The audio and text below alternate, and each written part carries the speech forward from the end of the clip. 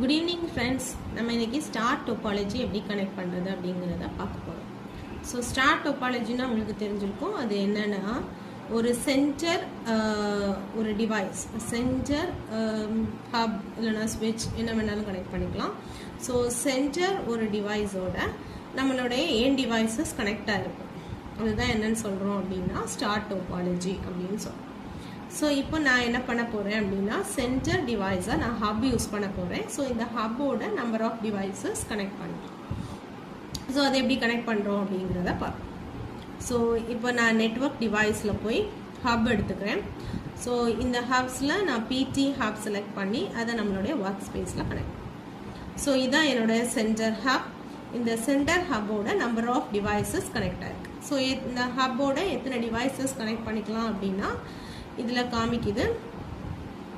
So இதெல்லாம் தான் நம்மளுடைய போர்ட்ஸ்.